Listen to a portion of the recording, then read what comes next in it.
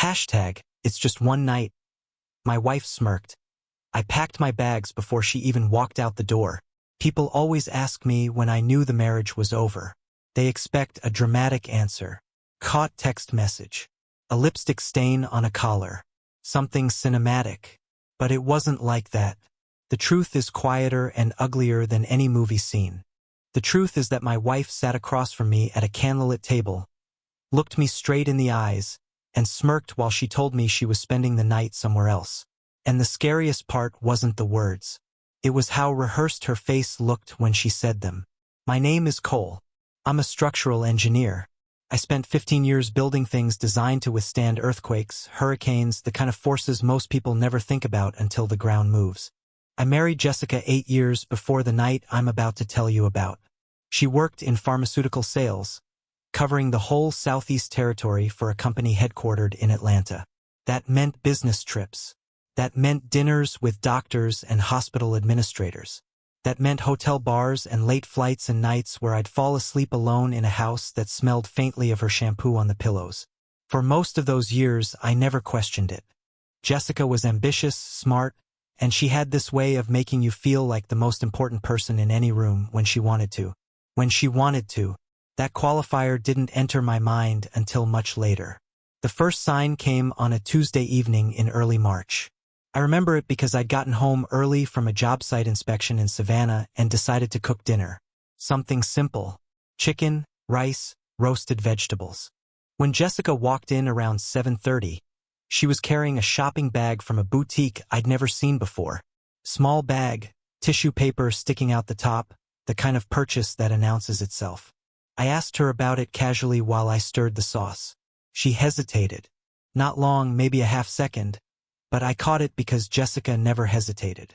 She processed conversations like a chess player, 3 moves ahead, always ready. That half second was the first crack. She told me she'd picked up a blouse for an upcoming conference in Nashville. Said her old wardrobe was getting stale and she wanted to look sharp for the regional presentation. I didn't argue. The explanation made perfect sense.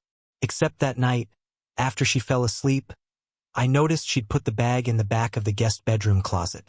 Not her own closet, where she kept everything organized by season and color. The guest closet, where I never looked. I told myself it meant nothing. People put things in strange places. I was tired. I was reading into it. And for a few weeks, I believed that story because it was easier than the alternative. But the signs kept stacking, one on top of another, like stress fractures in a load-bearing wall. Jessica started going to the gym at odd hours. Not the morning routine she'd maintained for years, the 5:30 alarm, the protein shake, the ponytail still damp when she kissed me goodbye. Now she was leaving at 8 or 9 in the evening. Sometimes later. She said the gym was less crowded then, that she'd discovered a spin class that ran at 9:15. I looked up her gym schedule online once. There was no 9:15 spin class on any day of the week.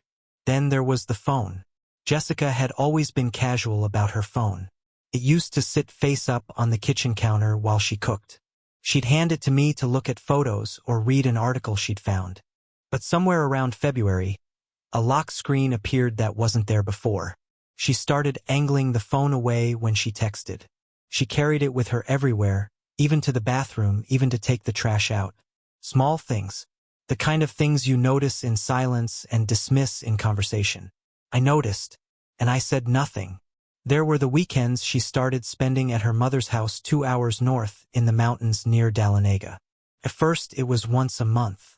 Then twice. Then she went 3 weekends in a row and came back each time looking rested. Not tired. Rested. Hair freshly done. Nails painted a color I hadn't seen before. Something dark and deliberate. Her mother had been widowed for 2 years and I understood the visits. I supported them.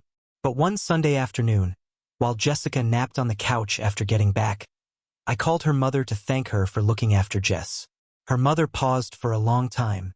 Then she said very carefully that Jessica hadn't visited in over a month. I stood in the kitchen with the phone pressed against my ear and felt the ground shift underneath me the same way concrete shifts right before a crack opens up. Her mother asked if everything was all right. I told her yes. I told her Jessica had probably mixed up the weekends. I told her not to worry. Then I hung up and sat in the chair beside the window and watched the dogwood tree in the front yard sway in the wind for a long time. I didn't confront Jessica. Not because I was afraid. Because I understood, even then, that confrontation without evidence gives a liar an opportunity to build a better lie. So I watched. I paid attention the way I pay attention to stress loads on a beam. Quietly, precisely, without letting the structure know it's being tested.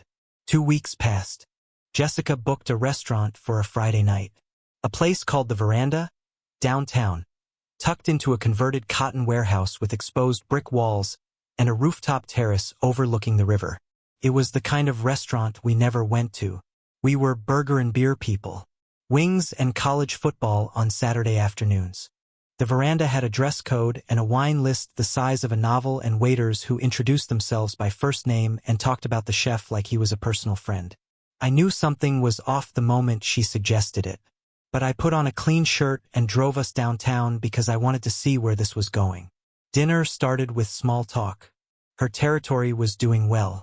My firm had just won a bid on a new hospital wing in Macon. We talked around each other like strangers sharing an elevator, filling space with words that meant nothing.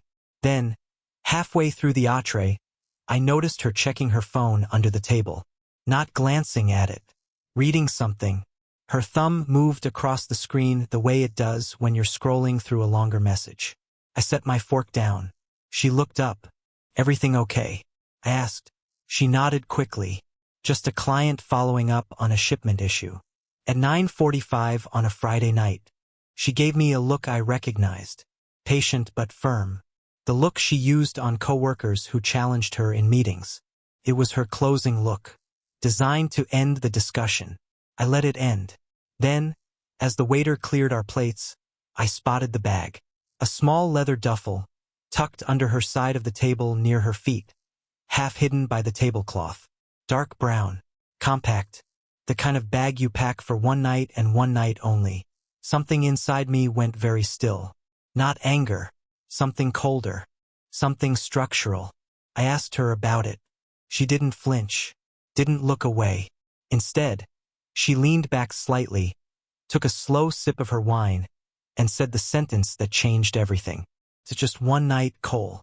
I need some space to clear my head." And she smirked. Not a full smile, just the faintest lift at the corner of her mouth. Like she already knew how this conversation would end and found the predictability of it amusing. Like she'd already calculated that I'd protest for a few minutes, then fold. Because that's what I always did. Because steady, dependable Cole always bent but never broke.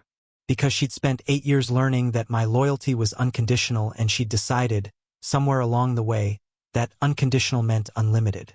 I looked at the smirk and something inside me didn't break. It rearranged, like tectonic plates sliding into a new configuration. Quietly, permanently, I nodded once. Then I reached into my pocket, pulled out my wallet, left $400 on the table without looking at the check, stood up, and walked toward the exit. Jessica called after me. Not loudly, just my name.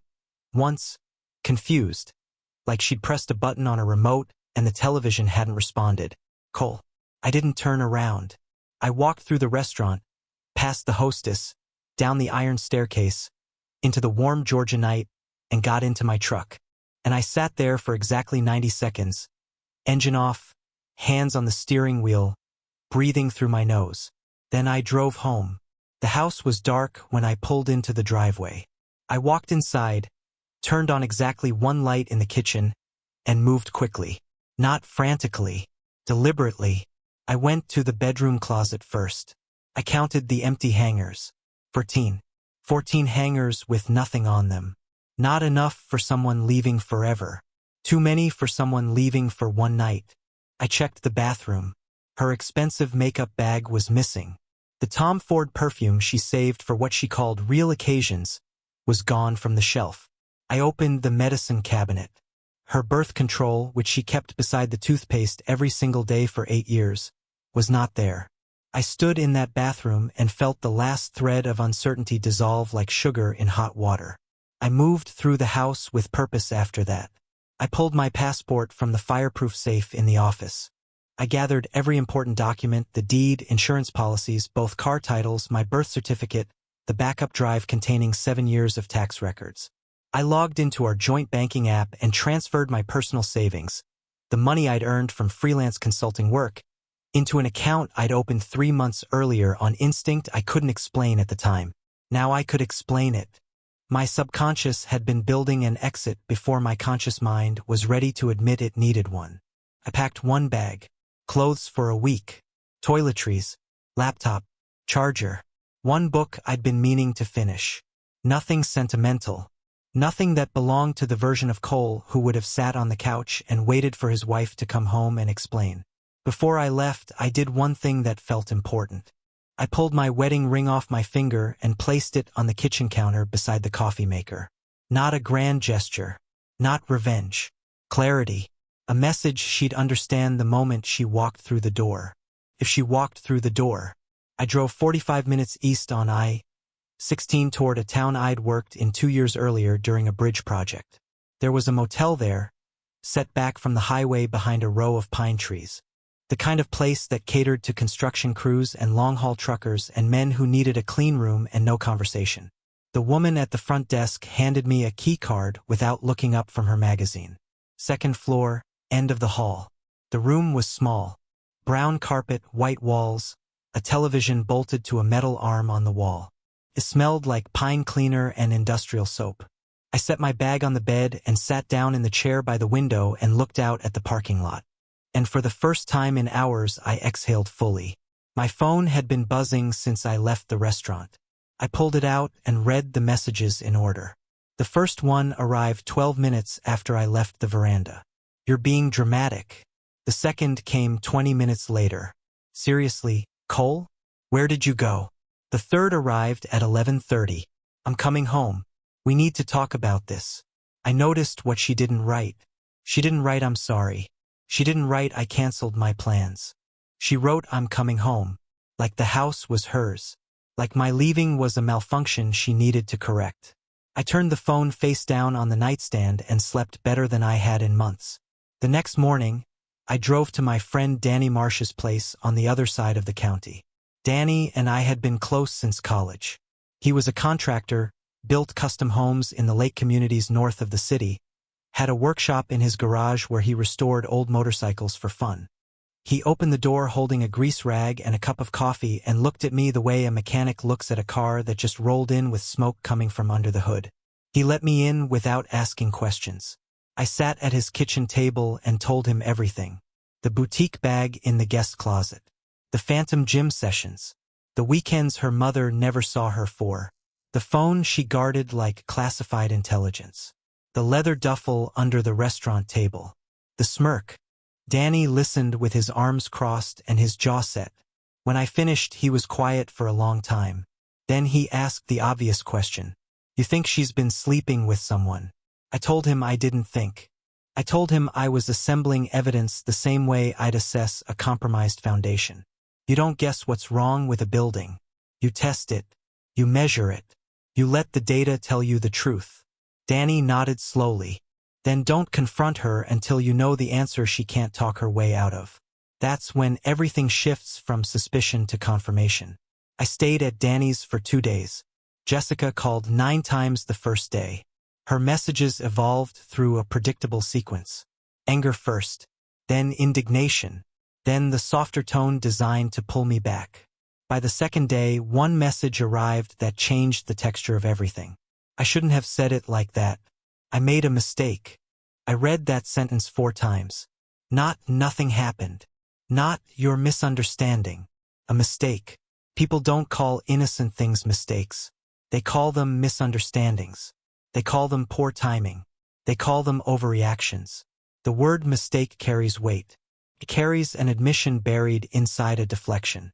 That afternoon, I logged into the cloud storage account Jessica and I shared for household documents. Mortgage paperwork, insurance claims, appliance warranties.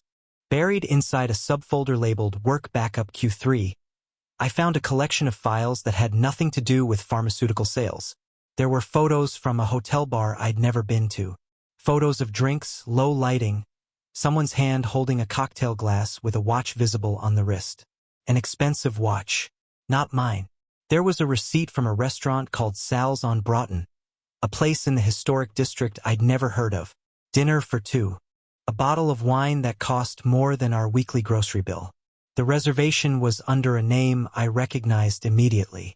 Garrett Holt. I knew Garrett. Not well, but enough. He was a surgeon at one of the hospitals Jessica's territory covered. Orthopedics. Mid-40s, divorced, drove a black Mercedes convertible. Had the kind of confidence that came from spending 20 years being the most important person in every room he walked into. Jessica had mentioned him once, maybe 6 months earlier, in a tone designed to dismiss. He's one of my accounts. Arrogant, honestly. You'd find him insufferable. Turns out she was right about one thing. I did find him insufferable. I showed Danny what I'd found. He looked at the screen, then at me. You gonna call her? Not yet. Good. He leaned back. Never ask a question you don't already know the answer to, because then you're not asking. You're testing. And when you already know the truth, no lie in the world can survive the silence that follows. I spent the next 2 days in a state of focused calm that surprised even me. Not numb. Not detached. Clear. The kind of clarity you get when you stop hoping the foundation is sound and start planning for the fact that it isn't. I reviewed every bank statement from the last 6 months. I found charges at hotels I'd never visited, restaurants I'd never heard of, a florist that delivered to an address that wasn't ours. Each charge was small enough to dismiss individually. Together, they formed a pattern so obvious I wondered how I'd missed it. Or maybe I hadn't missed it. Maybe I'd chosen not to see it because seeing it meant acting on it. And acting on it meant dismantling a life I'd spent 8 years building. On the 3rd day, Danny and I drove into the city for lunch. He wanted to check on a job site near the waterfront and suggested we grab food at a place near the marina afterward. We sat at a table by the window, eating sandwiches and talking about a motorcycle engine he was rebuilding, when Danny stopped mid-sentence. His eyes shifted past me toward the street. He set his sandwich down very slowly. Don't look right away, he said quietly. But she's across the street. I didn't need to ask who. I waited 5 seconds, then turned my head casually, the way you'd glance at traffic. Jessica sat at an outdoor table in front of a cafe with ivy climbing the brick walls. Across from her sat a man in a navy blazer with silver hair at the temples and a watch that caught the sunlight every time he moved his hand. Garrett Holt. They weren't arguing. They weren't having a tense conversation. She was laughing, leaning forward slightly in her chair. And when he reached across the table and placed his hand over hers, she didn't pull away. She turned her palm upward and laced her fingers through his. I watched for maybe 10 seconds. Then I turned back to my sandwich and took a bite. Danny stared at me. You good? Yeah. I meant it. Not because I didn't feel anything. Because what I felt wasn't surprise. It was confirmation. And confirmation, unlike suspicion, doesn't destabilize you. Settles you. It gives you ground to stand on instead of shifting sand. That evening, Jessica called 14 times. I answered on the 15th because I was ready. Her voice came through tight and controlled, the way it always sounded when she was performing composure instead of feeling it. She wanted to meet. She said we needed to talk face to face because phone conversations were making everything worse. I agreed. I told her to meet me the next evening at 7 o'clock at a bar near her office called the Brass Rail. A dim, quiet place with leather booths and low music and bartenders who didn't make small talk. I got there 30 minutes early. Took a booth in the back corner where I could see the front door. Ordered a bourbon and waited. Jessica walked in at exactly 7. She looked exhausted for the first time since any of this started. Hair pulled back loosely. Less makeup than usual. The confidence she normally wore like armor had hairline cracks running through it. She slid into the booth across from me carefully, the way someone sits down in a chair they're not sure will hold them. She told me she didn't know where to begin. I told her to begin with Garrett. Her face froze. Not for long. Maybe 2 seconds. But in those 2 seconds I watched her cycle through 4 different responses and discard each one before settling on the one she thought would work. She told me it wasn't what I thought. I told her I didn't think. I knew. She tried to reframe it. She told me the dinner was professional, that Garrett was an important account and maintaining the relationship required occasional meetings outside the office. I told her I'd seen the receipt from Sal's on Broughton. 2 steaks, a bottle of wine that cost $140. A Tuesday night when she told me she was preparing slides for a regional review. I told her I'd seen the photos in the cloud folder she forgot to delete. The cocktail glass, the watch, the low lighting that didn't look like any conference room I'd ever seen. She tried one more angle. She told me nothing physical had happened. I told her the word she'd used in her own text message was mistake. And people don't call professional dinners mistakes. They call canceled flights mistakes. They call wrong turns mistakes. They don't call dinner with a surgeon a mistake unless the dinner included something worth regretting. Jessica's composure cracked then. Not dramatically. No tears. Just the mask shifting slightly, enough for me to see the person underneath it who understood that the usual strategies weren't working. She told me she'd gotten confused. She told me the attention felt different than what she was used to. She told me Garrett made her feel seen in a way that had faded in our marriage. I sat with that for a moment. Then I told her something that I'd been carrying for weeks without knowing how to say it. I told her the marriage didn't end because of Garrett. It ended because she became so certain of my loyalty that she stopped thinking it needed to be earned. She tested it the way you test a bridge by driving heavier and heavier loads across it, never once considering that even the strongest structure has a weight limit. And she hit mine. She asked me what that meant. I told her it meant I'd already spoken to a lawyer. The silence that followed lasted almost a full minute. Then Jessica asked a question that told me everything I needed to know about how she'd imagined this would go. She asked me if I was trying to scare her. Not "Are you serious?" Not "I understand." "Are you trying to scare me?" Like the divorce was a negotiation tactic. Like I was bluffing with a stronger hand to get her to fold. Like the whole thing was a game and she just needed to figure out my strategy to counter it. I told her I wasn't trying to scare anyone. I told her the papers would arrive by the end of the week. Then I finished my bourbon, left money on the table and walked out. I didn't look back. Not out of coldness. Out of completion. The conversation had said everything it needed to say, and staying longer would have meant performing emotions I no longer felt. The divorce papers reached Jessica on a Thursday afternoon. My attorney, a meticulous woman named Karen Lyle who specialized in asset protection and spoke about marriage dissolution the way surgeons speak about amputations. Necessary, precise, no room for sentiment, had prepared everything in advance. The filing was clean. The terms were fair. I wasn't trying to punish Jessica. I was trying to separate my life from hers with the same precision I used to separate load-bearing walls from decorative ones. Jessica's reaction followed the pattern I expected. Fury first. A series of calls I didn't answer. Then a long voicemail that alternated between accusation and appeal. Then silence for 2 days. Then a text message that arrived at 1 in the morning. "You're throwing away 8 years. I read it once. Then I put the phone down and went back to sleep. I wasn't throwing anything away. I was acknowledging that what I'd been holding had already been dropped by someone else. I moved into a 1-bedroom apartment in a converted mill building near the river. Exposed brick. High ceilings. Big windows that let in the kind of morning light that makes coffee taste better. I brought almost nothing from the house. A few boxes of clothes. My tools. Books. The drafting table I'd had since graduate school. No photographs. No wedding gifts. No shared objects carrying the fingerprints of a life that no longer existed. The weeks that followed were strange in their simplicity. I went to work. I came home. I cooked meals that fed one person and cleaned dishes that filled half a sink. I ran along the river trail in the evenings and slept with the windows cracked and listened to the trains crossing the bridge a quarter-mile downstream.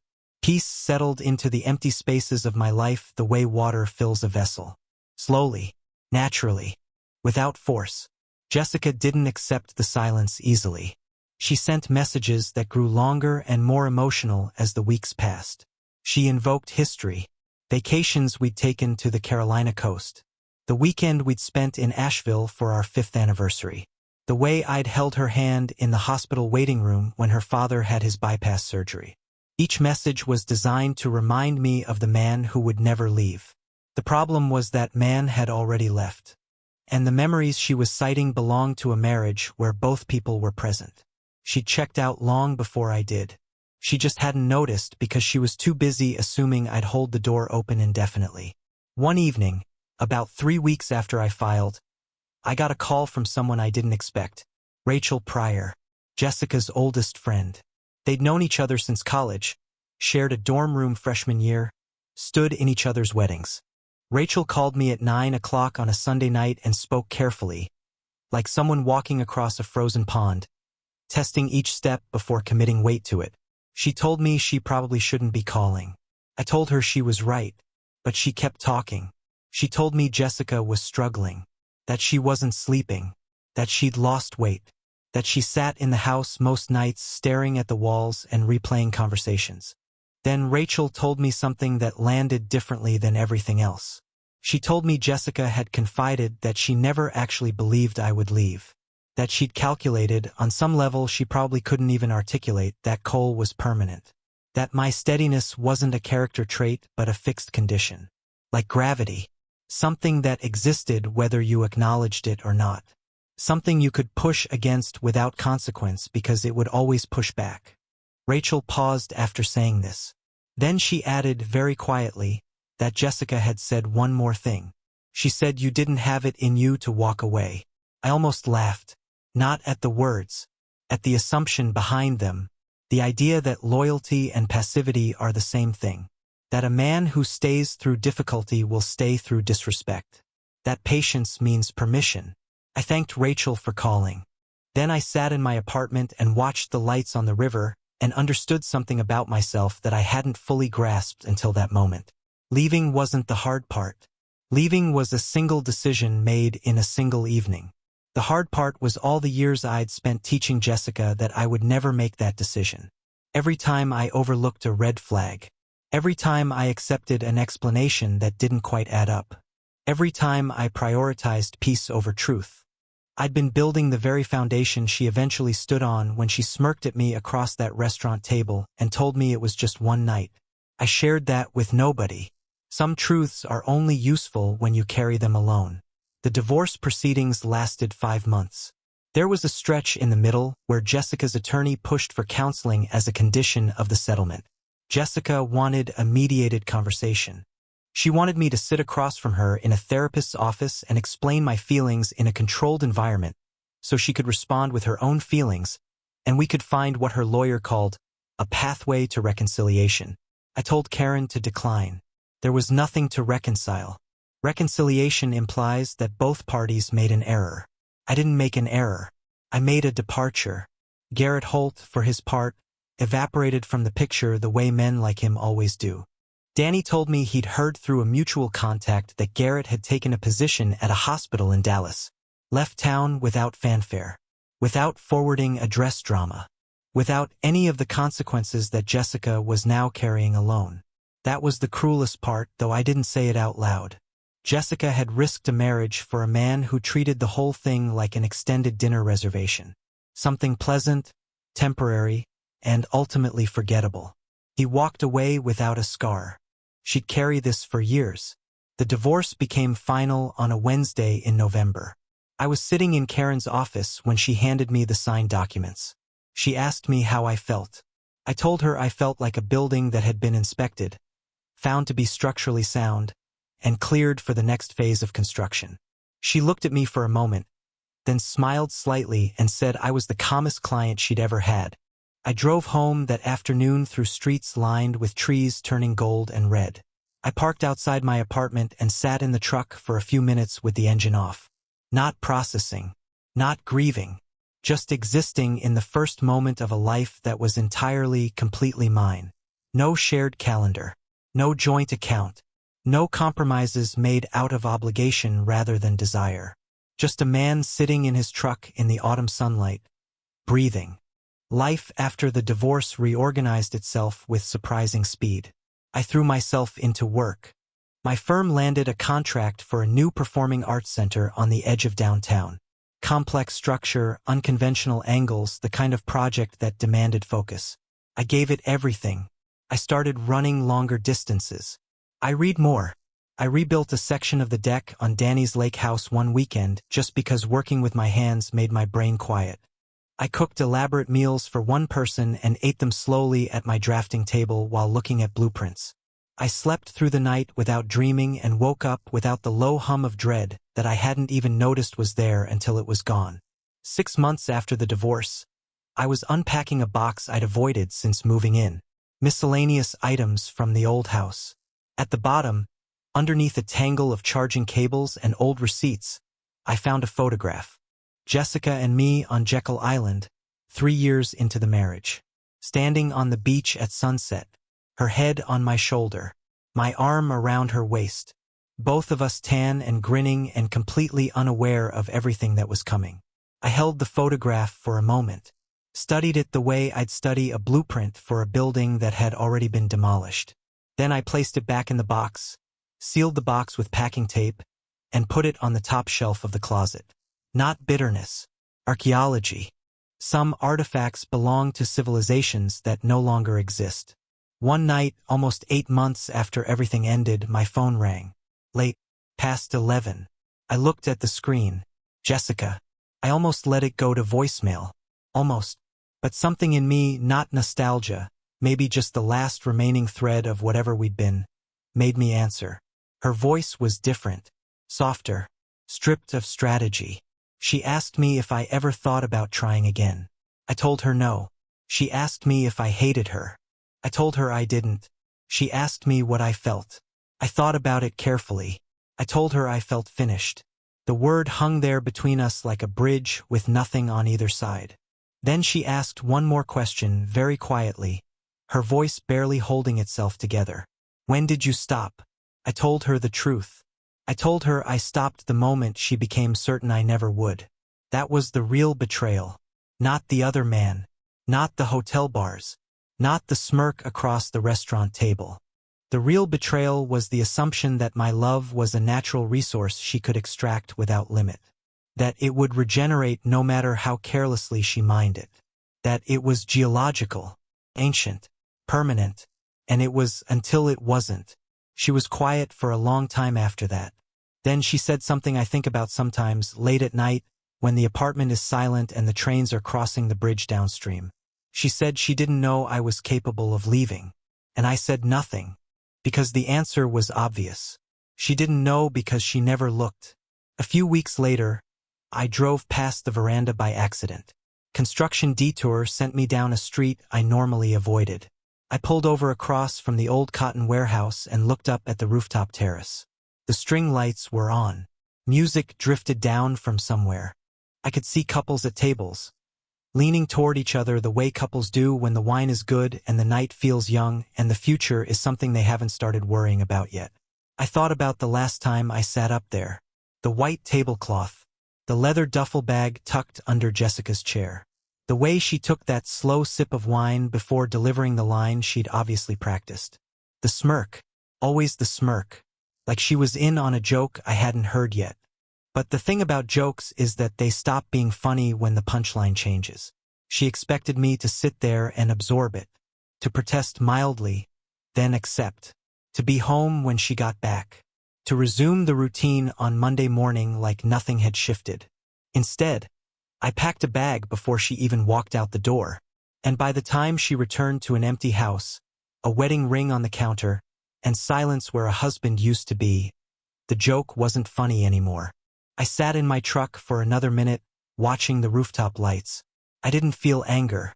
Anger requires investment, and I'd withdrawn every cent. I didn't feel sadness. Sadness requires longing, and I longed for nothing I'd lost, only for the years I'd spent losing it. What I felt, sitting there in the dark with the engine idling and the city moving around me, was something simpler and more powerful than any of those things. I felt sovereign, like a man who'd finally stopped renting space in his own life and bought the building outright. I put the truck in drive and pulled away from the curb. Didn't look in the rearview mirror. Didn't need to. The restaurant, the rooftop, the memory of her smirk. All of it belonged to a chapter I'd already read. And I have always been the kind of man who finishes the book but never goes back to reread the parts that hurt. Jessica asked for one night. I gave her a lifetime without me. And somewhere between the restaurant and the empty house and the ring on the counter and the motel room that smelled like pine cleaner, I learned something no one teaches you about love. It doesn't end when someone breaks your heart. It ends when someone breaks your trust and then sits back, confident that it doesn't matter. Because the most dangerous thing you can do in a marriage isn't cheat. It's assume the other person has no exit. I had an exit. I just never used it until the night she smirked.